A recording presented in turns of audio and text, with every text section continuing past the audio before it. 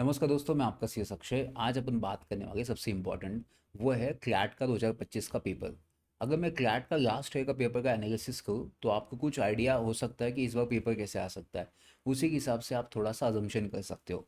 तो मैं अभी थोड़ा सा आपको एनालिसिस एंड कुछ टिप्स देना चाहता हूँ कि कैसे है। जैसे फॉर एग्जाम्पल अगर मैं कहूँगा करंट अफेयर्स का सेक्शन था, तो वो अराउंड क्वेश्चन नंबर 25 से लेके 52 तक था। तो मतलब आप समझ लीजिए अराउंड 27 क्वेश्चन के आसपास था। तो अपन एक बार एनालिसिस करते हैं कि कैसा होगा। और इस बार तो आपको पता है, बहुत सारे बच्चों ने मुझे मैसेज किया कि सर इस बार तो सिलेबस चेंज हुआ है, मतलब 120 क्वेश्चंस 120 मिनट में डिफ़िकल्ट होगा, बहुत ज़्यादा डिफ़िकल्टीज आएगी, ऐसे बहुत सारे बच्चों ने मुझे मैसेज किया है। तो उन मैसेज का ये आंसर मैं देना चाहता हूँ आज कि आपका पेपर कैसे बनेगा 26 में। अब देखिए बच्चों, आपका नेक्स्ट संडे को पेपर है, तो सबसे पहले फर्स्ट मैं ऑल द बेस्ट कहूँगा आपको।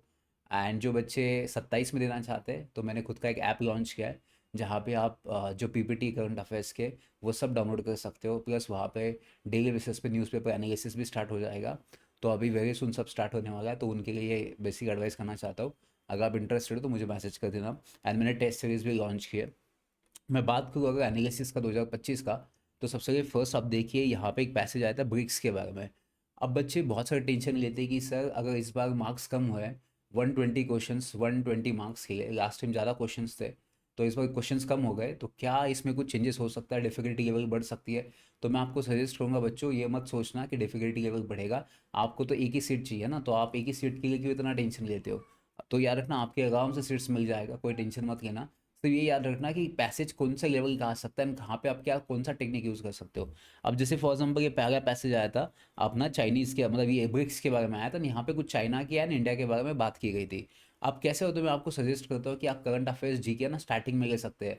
If you want to boost your confidence, अगर आपको लगता है ना आपका कॉन्फिडेंस बूस्ट होना चाहिए, तो आप स्टार्टिंग में इसको सॉल्व कर सकते हैं, बिकॉज ये कम टाइम में ज़्यादा मार्क्स देता है। तो आपका स्टार्टिंग में जो कॉन्फिडेंस होना चाहिए कि मैंने एटलीस्ट 20-25 मार्क्स सिक्योर कर दिए, तो वो आपको ये सेक्शन दे सकता है। अगर आपको कॉन्फिडेंस चाहिए तो स्टार्टिंग से, तो आप ये स्ट्रैटेजी कर सकते हो। अब इसके बाद मैं अगर पैसेज की सीधा बात करूँ, अपने पैसेज जैसे ही पढ़ी है, तो यहाँ पे कुछ क्वेश्चंस दिए हैं। अब देखिए बच्चों, सबसे पहले फर्स्ट ना ये कहीं ना कहीं एक या दो क्वेश्चंस आपको पैसेज में से ही आएंगे आंसर सीधा। मतलब जो पैसेज अगर आप पढ़ोगे अच्छे से, तो आपको एक दो क्वेश्चन के आंसर वैसे ही आ जाएंगे। तो मैं आपको क्या कहता हूँ, जैसे फॉर एग्जाम्पल अभी यहाँ पे 25th क्वेश्चन पूछा है। अभी 25th अगर क्वेश्चन का मैं आंसर देखूँ, तो ये पूरा पैसेज में एग्जैक्टली आंसर आया है। तो आप सोचिए ये क्वेश्चन आपको सीधा पैसेज में दिख जाएगा, 16 ब्रिक्स में क्या आउटकम था, क्या अचीव करने वाले थे। अब नेक्स्ट क्वेश्चन की बात करूँ तो ब्रिक्स में एस क्या है। तो ये बहुत सीधा सीधा क्वेश्चंस पूछा गया था कि बहुत सारे बच्चे मुझे कहते हैं कि सर इतने इजी क्वेश्चंस आते हैं क्या। उन्होंने बोला कि सर लास्ट ईयर इजी आया था। अरे ऐसा नहीं होता बच्चों, पढ़ाई जिसकी अच्छी हो तो उसको हर कोई इजी लगता है। अब ब्रिक्स में एस क्या, ये दो क्वेश्चंस पूछे गए थे। आप समझिए अगर आपने पैसेज नहीं पढ़ा होगा, फॉर एग्जाम्पल क्या हुआ मैं, तभी भी आप ये क्वेश्चन के आंसर ही कर सकते हैं। तो मैं कहता हूँ कि जिन लोगों को ना फॉर एग्जाम्पल टेंशन आता है कि कैसे मार्क्स आएंगे, तो वो पहले जीके करंट अफेयर से स्टार्ट कर सकते हैं। बहुत ईजी सेक्शंस होता है। अब तीसरा जो क्वेश्चन है ना बच्चों, मैं आपको यहीं पे एक एडवाइस करना चाहता हूँ। एग्जाम में अभी क्या होगा ना पैटर्न, जो अगर आपने क्लैट का देखा होगा, तो ये क्वेश्चन का पैसेज को कोई संबंध नहीं था। मतलब ये क्वेश्चन का कोई संबंध नहीं, क्योंकि आपको पता है जो पैसेज आया वो बेसिकली ब्रिक्स की बात कर रहा है। और आपने पढ़ा है कि ब्रिक्स में क्या क्या होता है, क्या क्या डिस्कस किया गया है। बट अभी ये इंटरनेशनल बिग कैट अलायंस क्यों लेके आए यहाँ पे। बिकॉज ये इंटरनेशनल बिग कैट अलायंस था, बेसिकली इंडिया का इनिशिएटिव था। इसमें अराउंड 7 टाइप्स के कैट्स आते हैं, मतलब 7 डिफरेंट डिफरेंट टाइप्स के कैट्स आते हैं यहाँ पे बेसिकली। तो इसका आंसर डी था, और अब वो। तो आप समझिए ये क्वेश्चन क्यों पूछा यहाँ पे, क्योंकि आपको पता है ये इस पैसेज में कम से कम 3-4 क्वेश्चन ऐसे हैं जो पूरे सबको आ जाएंगे, सब बच्चों को आ जाएंगे। बट ऐसा है कहीं ना कहीं क्वेश्चन होगा जो इंटरकनेक्टेड होगा, that is not direct connected with the passage. मतलब ब्रिक्स के जो कंट्री है बेसिकली वो इंटरनेशनल अलायंस के भी कंट्री है। तो ये आपको नहीं समझ आएगा, बट ये जो सिक्वेंस डाला है, ये जिनको समझ आया वो उनको समझ सकते हो। और याद रखना बच्चों, ये जो क्वेश्चन अगर आपने आंसर दिया होता है इनकेस उस टाइम पे, या आपको इस बार 26 में आ जाएगा, तो आपके मार्क्स बाकी बच्चों से बहुत डिफरेंट हो जाएंगे। बिकॉज आप सोचिए ये ऊपर वाले जो क्वेश्चन है ना ब्रिक्स में, ये क्या है, ये बाकी सब बच्चे सॉल्व करेंगे। उसमें किसी को डाउट नहीं आएगा, किसी को कोई दिक्कत नहीं आएगा। दिक्कत किसको आएगा, जिसने यहाँ पे गलत कर दिया, क्योंकि आप कंपटीशन से पीछे हो गए। तो अगर आपने सही से आंसर दे दिया इसका, तो मैं कहूँगा कि आपको कंफर्म आप बाकी बच्चों से बहुत आगे चले जाओगे, because of this only one question. अब नेक्स्ट वापस पैसेज के बारे में कुछ क्वेश्चंस वो है, क्रिटिक क्या कहता है, then emergence of BRICS signal के बारे में क्या बात की गई है, देन ब्रिक्स का आउटकम क्या है, इसके बारे में ये क्वेश्चंस पूछे गए थे। तो आप समझिए इसका जो डिफिकल्टी लेवल है वो मच ईजियर है, मतलब मैं तो कहूँगा इस बार भी ईजी आएगा। तो आप समझिए ब्रिक्स आया एग्जाम में, क्या आया बच्चों इस बार एग्जाम में ब्रिक्स पैसेज आते। आप समझिए इसमें मैं क्या अजम्पशन कर सकता हूँ, ये कौन सा लेवल का टॉपिक है, बहुत इंटरनेशनल का टॉपिक है। तो इसका अगर मैं कैटेगराइज करूँ अभी के स्टेज में, तो मैं इसको कुछ टॉपिक दे देना चाहता हूँ जो इस लेवल पे आ सकते हैं। 26 में आप देख सकते हो पहला पैसेज। तो जैसे मैं कह सकता हूँ कि यहाँ पे सबसे पहले फर्स्ट आ सकता है यूनेस्को का।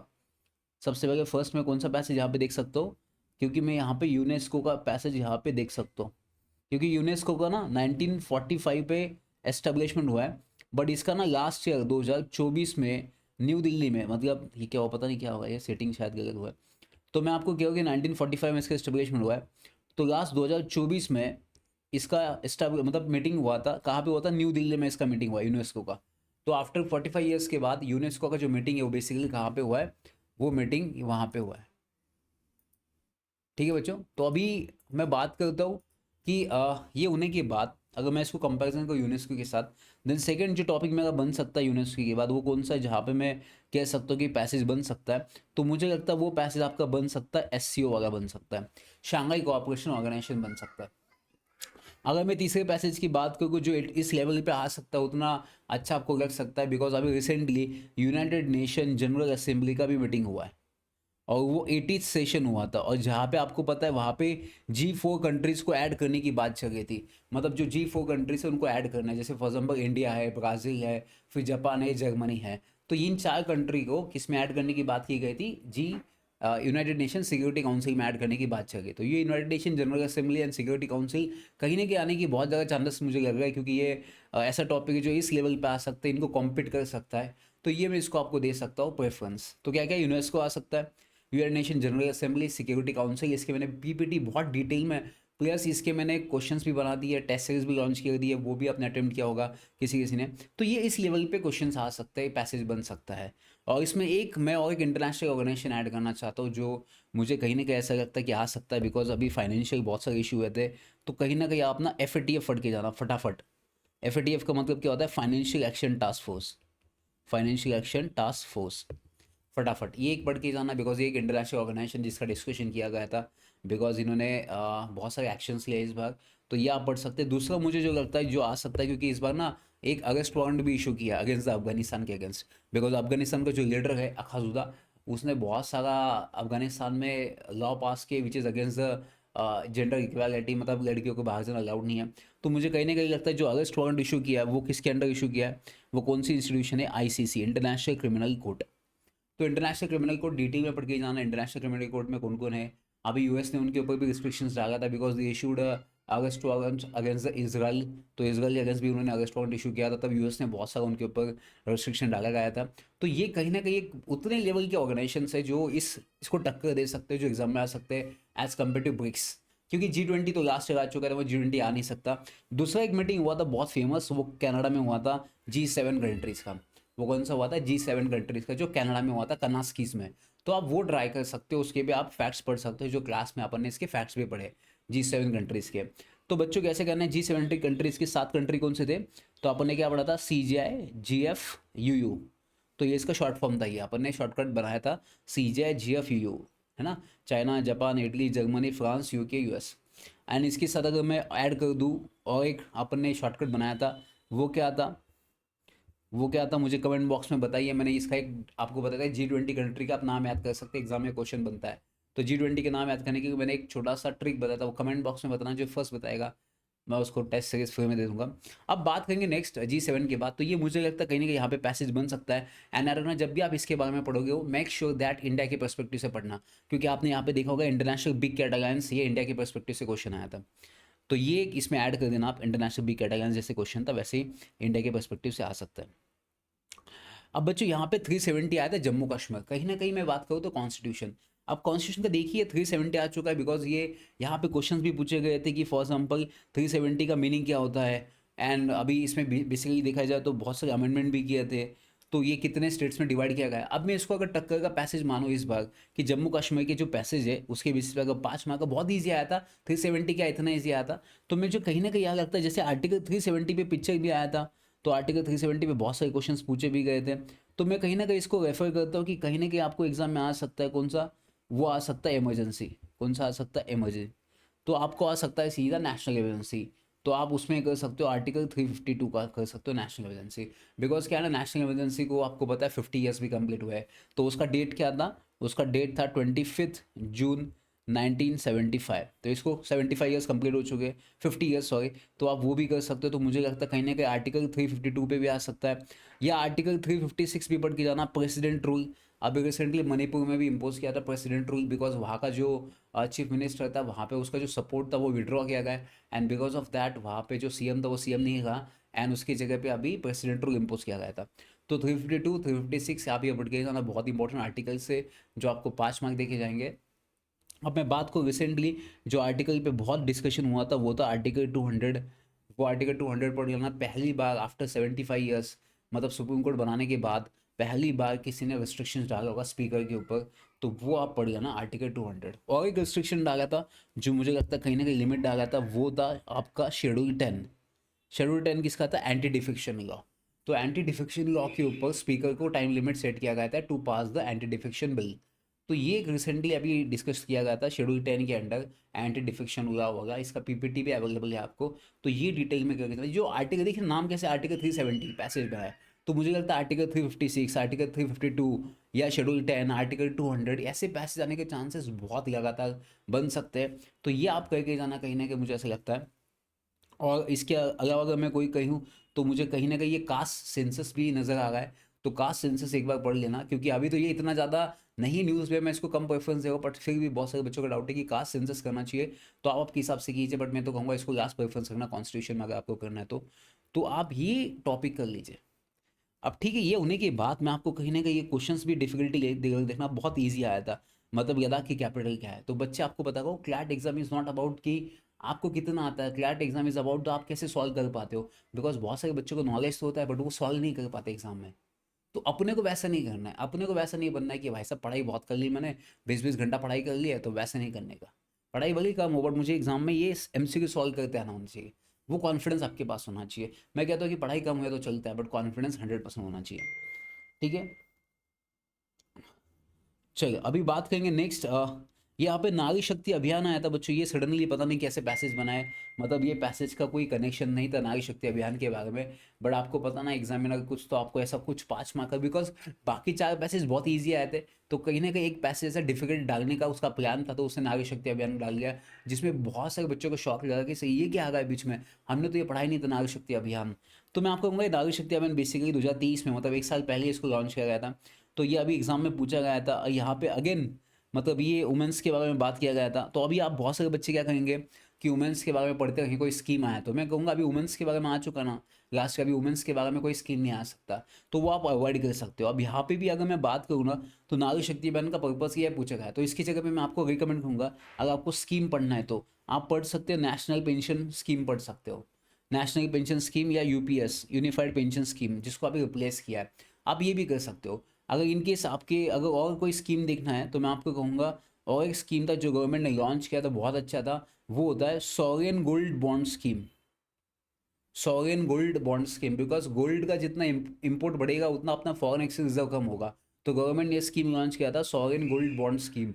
तो आप ये भी पढ़ सकते हो इसके बदले में, क्योंकि ये न्यूज़ में भी बहुत ही लगातार आ चुका था, तो आप ये पढ़ सकते हो। अभी न्यूज़ की अगर मैं बात करूँ ना, न्यूज़ में मतलब स्कीम के बारे में, तो ऐसे बहुत कम स्कीम है जो आप पढ़ सकते हो, क्योंकि आने के चांसेस तो बहुत कम है, क्योंकि ये लास्ट ईयर कुछ ना कुछ ऐसा पूछा गया था, बट इस बार मुझे ऐसा लगता है कि स्कीम के बारे में आने के चांसेस कम है। बट आप अगर पढ़ना चाहते हो national pension scheme, unified pension scheme या सॉवरेन गोल्ड बॉन्ड स्कीम, ये आप पढ़ सकते हो इसमें। और ये question difficulty level was easy था, मतलब इतने ईजी क्वेश्चन आए थे, तो याद रखना बच्चों, अगर लास्ट ईयर आया ना इस बार भी आ सकते हैं, ये सब आपका माइंड सेट है।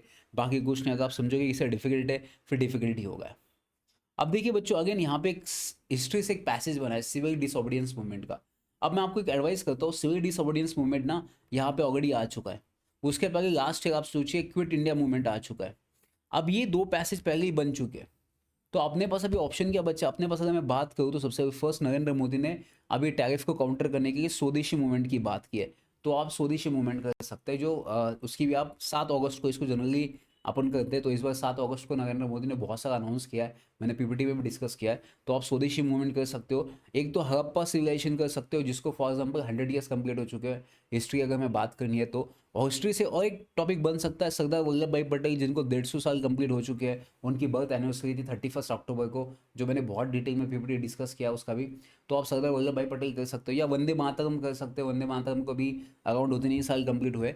तो ये कुछ टॉपिक जो कर सकते हैं, बिकॉज क्या है ना, मैं आपको एक चीज़ बता रहा हूँ, क्योंकि ये जो ना मॉडर्न हिस्ट्री की अगर मैं बात करूँ ना, मॉडर्न हिस्ट्री से थोड़े टॉपिक अभी कम हो चुके हैं, मतलब 2-3 साल में इसने बहुत पूछ लिए, तो अपने पास अभी स्कोप कम बचा है। तो मुझे कहीं ना कहीं लगता है कि यही इर्द गिर्द यहीं पे कहीं ना पैसेज बनने के चांसेस बन सकते हैं। एंड अगर मैं हिस्ट्री की बात करूँ तो पैसेज इतना डिफिकल्ट नहीं था, मतलब बहुत ईजी था। यहाँ पे पूछा है, अगर आप ये पैसेज भी नहीं पढ़ते ना हिस्ट्री का, तो आप बिंदास आंसर देते, अगर आपका हिस्ट्री अच्छा होगा तो यहाँ पे पूछा है कि क्या इवेंट था जिसकी वजह से ये सिविल डिसऑबीडियंस मूवमेंट स्टार्ट हुआ था। ऐसा बेसिक क्वेश्चंस पूछा गया, तो मुझे नहीं लगता ये बहुत डिफिकल्ट क्वेश्चन है जो बच्चों को नहीं आना चाहिए था। तो ये बहुत इजी क्वेश्चन थे कि which of the following mass movement was supported by the Indian industries. तो ये मैं कहूँगा कि आप इजी है। अभी स्पोर्ट्स की अगर मैं बात करूँ तो स्पोर्ट्स में बच्चों याद रखना, स्पोर्ट्स में ओलंपिक्स आया था लास्ट ईयर। अभी इस बार ना स्पोर्ट्स में कहीं ना कहीं इसको कम प्रेफरेंस दूंगा। बट अभी एक रिसेंटली टॉपिक ऐड हुआ था जिसमें वुमेंस वर्ल्ड कप जीता है। तो वुमेंस वर्ल्ड कप आप कर सकते हो, जिसमें बहुत इंपॉर्टेंट है, बिकॉज वुमेंस वर्ल्ड कप जीतना मतलब बहुत बड़ी बात थी आफ्टर 25 ईयर्स। तो वुमेंस वर्ल्ड कप आप देख सकते हो। एंड खेलो इंडिया आप पढ़ सकते हो, बिहार के संग वो खेल के रंग कुछ तो ऐसा था, वो बिहार का आप खेलो इंडिया पढ़ सकते हो। अगर आपको चेस वगैरह पढ़ना है तो देख लीजिए, क्योंकि फीफा भी आया था, फीफा बहुत बहुत टाइम पहले आया था, बट अभी उसके बाद ये आया अभी उसके बाद कॉमनवेल्थ गेम नहीं है अभी। तो वो तो बहुत बाद है, 2030 में होने वाला है इंडिया में, बट नेक्स्ट ईयर 2026 में ही कॉमनवेल्थ गेम होने वाला है। बट वो नेक्स्ट ईयर होने वाला है, तो वो आपका कोई फायदा नहीं उसमें। तो अगर मैं कहूँगा तो ये वुमेंस वर्ल्ड कप देख सकते हो, फिर खेलो इंडिया आप कर सकते हो। ये दो टॉपिक मुझे लगता है आ सकता है स्पोर्ट्स में, बट आज तक अभी स्पोर्ट्स में ऐसा कोई स्पेसिफिक टॉपिक नहीं आया है as compared to the Olympics. Olympics होता तो मैं आपको कहूँगा आंखें बंद करके पढ़ के जाना भाई साहब, कोई टेंशन ही नहीं है। अभी ये थे आपके बेसिक टॉपिक जो एग्जाम में बन सकते हैं, ठीक है। तो अगर मैं कहूँ कि सर मुझे अगर पढ़ाई स्टार्ट करनी है, अभी रिसेंटली मेरे पास 5 दिन बचे, तो मैं कौन से टॉपिक, देखिए आप टक्कर देखिए इनके, मतलब टक्कर मतलब यहाँ पे आपके सामने आया है ब्रिक्स टॉपिक। तो आपका उस मतलब उस टक्कर में वैसा टॉपिक होना चाहिए जो अब इसको टक्कर दे सकता है। अभी ब्रिक्स को टक्कर कौन दे सकता है? अगर मैं ब्रिक्स को टक्कर दे सकता हूँ तो मैंने आपको बोला था कि सबसे पहले फर्स्ट G7 दे सकता है टक्कर, यूनाइटेड नेशन जनरल असेंबली टक्कर दे सकता है, यूनाइटेड नेशन सिक्योरिटी काउंसिल दे सकता है, उसके बाद यूनेस्को दे सकता है। देन और एक ऑर्गेनाइजेशन था मैंने आपको बोला था, FATF दे सकता है, फाइनेंशियल एसेंट टास्क फोर्स। फिर इंटरनेशनल क्रिमिनल कोर्ट ये टक्कर दे सकता है इस टॉपिक को, इस लेवल पे। अगर मैं हिस्ट्री की बात करूँ तो आपको पता है हिस्ट्री में अगर स्वदेशी मूवमेंट की मैं बात करूँ, तो अभी तो क्विट इंडिया मूवमेंट आया था, बट स्वदेशी मूवमेंट आ सकता है, या तो हड़प्पा सिविलाइजेशन आ सकता है, आप वो पढ़ के जा सकते हैं। उसके बाद क्या कर सकते हो आप, हड़प्पा सिविलाइजेशन के बाद और एक हिस्ट्री से पैसेज बन सकता है। वो कौन सा टॉपिक बन सकता है, मैंने आपको बोला था हिस्ट्री से वो बन सकता है। अगर हिस्ट्री की बात करूँ तो मैं एक इम्पॉर्टेंट टॉपिक था 150 ईयर्स ऑफ सरदार वल्लभ भाई पटेल कर सकते हो आप। उसके बाद वंदे मातरम आप कर सकते हो, ये कुछ इंपॉर्टेंट टॉपिक है। प्लस हिस्ट्री की अगर मैं बात करूँ ना, तो लास्ट ना 26 नवंबर का आया था कॉन्स्टिट्यूशन डे का। तो अभी 26 नवंबर नहीं आएगा। तो मुझे कहीं ना कहीं लगता है ना, इस 15 अगस्त, मैं आपको यहाँ पे ऐड कर रहा हूँ, 15 अगस्त या तो 26 जनवरी, इन दोनों में से कोई एक करके जाना बच्चों, क्योंकि ये ना अभी मैं बोलूँगा आपको, क्योंकि ये बहुत बड़े बड़े इवेंट हुए हैं, क्योंकि इस बार ना एक प्रेसिडेंट भी आया था एज अ गेस्ट। तो ये आप करके जाना अभी अगर आपके पास टाइम है तो। ये होगा अपना हिस्ट्री का। कॉन्स्टिट्यूशन तो बहुत इंपॉर्टेंट है। मैं कॉन्स्टिट्यूशन आपको कह रहा हूँ कि आप मतलब जहर की तरफ मत, जहर बोलो, अमृत की तरफ पी लेना, क्योंकि कॉन्स्टिट्यूशन पे एक पैसेज कन्फर्म है, मतलब वो लॉ में भी बैठ सकता है प्लस जी के भी बैठ सकता है। तो मैं आपको कहूँगा आर्टिकल 200 पढ़ लेना, शेड्यूल 10 पढ़ लेना एंटी डिफेक्शन लॉ, फिर इमरजेंसी का पढ़ लेना 352, फिर 356 प्रेसिडेंट रूल पढ़ लेना। देन और एक था जो कॉन्स्टिट्यूशन में बहुत इंपॉर्टेंट था, वो कौन सा था? हम्म, मैं भी भूल गया, बट एक बार कमेंट बॉक्स में मेंशन करना, मैंने बहुत सारे बच्चों को बताया था कॉन्स्टिट्यूशन में वो एक इंपॉर्टेंट टॉपिक था जो आने के चांसेस बन सकते हैं कॉन्स्टिट्यूशन की। तो आप वो एक पढ़ लेना। और ये याद रखना बच्चों, ये हाँ वो टॉपिक मुझे याद आया, अगर आप लॉ की प्रिपरेशन भी करो साइड बाय साइड, तो please make sure that law, जितने लॉ पास किए ना नए लॉ, 1 जुलाई को उसको 1 साल कंप्लीट हुआ है, नए लॉ को 1 साल कंप्लीट हुआ है। जितने भी नए लॉ पास किए उसको एक, ये मैं गारंटी दूंगा आपको इसकी। मतलब ये लॉ में आपको एक पैसेज बन सकता है कि नए लॉज को 1 साल कंप्लीट हुआ है, तो उसके 5 मार्क के लिए कहीं ना कहीं पैसेज बन सकता है, ये करके जाना। तो ये था अपना कॉन्स्टिट्यूशन की बात करूँ। देन उसके बाद मैं इकोनॉमी की बात करता हूँ। इकोनॉमी में ना बच्चों बहुत डीप में क्वेश्चंस नहीं आते, तो टेंशन मत लेना जिनको इकोनॉमी नहीं आता है। मैंने बहुत डिटेल में इकोनॉमी पढ़ाया आपको 1 साल में, मतलब इतना डीप में पढ़ाया कि उसमें रेपो रेट क्या होता है, फॉरेन एक्सचेंज रिजर्व क्या होता है, मैंने सब पढ़ाया था। फॉरेन एक्सचेंज रिजर्व मैंने आपको बोला था फॉरेन करेंसी आता है, उसके बाद उसमें क्या आता है गोल्ड आता है, एंड रिसेंटली अभी आरबीआई ने गोल्ड अबव 100 बिलियन तक परचेस किया। तो ये ऐसे टॉपिक है। तो अगर मैं लास्ट ईयर का कंपैरिजन करूँ ना, तो कहीं ना कहीं आप मुझे लगता है ना, अगर आप सोचिए आपके 24 मार्क्स अगर कंफर्म हो गए, मैं आपको बोलूँ आपका रैंक कंफर्म है, रैंक कंफर्म है। बट यार ना बच्चों, अभी बहुत कुछ नया देखने की ज़रूरत नहीं है। मतलब अभी मैं नया पढ़ लेता हूँ या किसी और वीडियोस देख लेता हूँ, पढ़ाई कर लिया तो कोई नहीं बच्चों, अभी रिवाइज कीजिए। एंड दूसरी चीज़ बच्चों, अभी के केस में क्या कीजिए, कॉन्फिडेंस रखिए। भाई साहब अभी अगर आप सिर्फ मतलब टेंशन लेके बैठोगे ना, अभी 4 दिन बचे, 5 दिन होना ही यार, वो कभी रोक नहीं सकता टाइम एग्ज़ाम का। आज ना कल आपको एग्ज़ाम देनी है, उसको कोई रोक नहीं सकता। तो आपके हाथ में क्या है, आपके हाथ में एक ही चीज़ है, कॉन्फिडेंस एंड रिवीजन। ये दो चीज़ कीजिए, बाकी मैं आपके साथ हूँ। कहीं भी दिक्कत आई है एक बार देख लेना यार, अपने सर कर सकते तो आप क्यों नहीं कर सकते भाई साहब। और ये टॉपिक आप करके जाना, मैं गारंटी दे रहा हूँ इसके बाहर कोई टॉपिक नहीं बैठेगा, क्योंकि अभी आपके पास वही ऑप्शन है उतना रिवाइज करने का। एंड कुछ नहीं है, आप 100% देना। अगर एग्जाम्पल में ऐसा होता है कि कोई पैसेज भी इधर उधर का आ जाता है गलती से, कोई इधर उधर का, तो कोई दिक्कत नहीं है भाई साहब, मैं मेरा 100% दूंगा। मैं उसको पैसेज पढ़ के लॉजिक लगा के वो दे मतलब कर सकता हूँ। मैं कुछ आपको टिप्स बताना चाहता हूँ while solving the paper of GK current affairs. तो पहला पॉइंट है रखना बच्चों, जीके करंट अफेयर्स में सॉल्व करते समय जहाँ पे आपको डी लगता होगा आप दबो। अगर आपके पास ऐसा है कि सर मुझे समझ नहीं आएगा, बट मेरा अटेम्प्ट कम हो चुका है, मुझे अटेम्प्ट बढ़ाना है लास्ट, क्योंकि 100 के अबव आपका अटेम्प्ट होना चाहिए। तो उस केस में मैं क्या कर सकता हूँ, अगर आप दबो जहाँ पे सी बोथ होता है, जहाँ पे बड़ा आंसर होता है, ये मोस्ट प्रोबेबल मैंने देखा 99% में केसेस में सही होता है। तो आप थोड़ा लॉजिकली देखिए, जिसमें बहुत ऐसे खतरनाक वर्ड होते हैं, नॉट ओनली, तो वो कभी कभी आता है ना ओनली लिखा है, बहुत एक्यूरेट या एग्जैक्ट लिखे होंगे तो वो गलत होता है ऑप्शंस की, it is not applicable to. तो ऐसे स्टेटमेंट कभी सही नहीं होते, तो आप थोड़ा सा उस पर भी ध्यान देना ताकि आपके मार्क्स बन सकते हैं। अगर आपको कुछ और टॉपिक चाहिए तो कमेंट बॉक्स में मेंशन करना, मैं आपके नए टॉपिक्स लेके आऊँगा। एंड बिल्कुल टेंशन मत करना, मैं आपके साथ हूँ। और बहुत ईजी एग्जाम है। कोई बच्चे क्या कहता है, कोई क्लासेस क्या कहते हैं कि इस बार 120 मिनट्स में 120 क्वेश्चन का सॉल्व करना तो डिफिकल्ट आएगा, नहीं भाई साहब, इंसान ही इसको क्रैक करने वाले हैं। तो अगर ये डिफिकल्ट बनता जाएगा तो कोई क्लैट का एग्जाम ही नहीं होएगा, ना क्लैट का एग्जाम नहीं होएगा तो 1 लाख एप्लीकेशंस नहीं आएंगे, 1 लाख एप्लीकेशन आएंगे तो उनको प्रॉफिट कैसे होगा। तो कोई टेंशन मत लीजिए, मैं आपके साथ हूँ, और मस्त पढ़ाई कीजिए और टेंशन मत लीजिए, और खुद के ऊपर भरोसा रखिए। Thank you so much, bye bye, take care.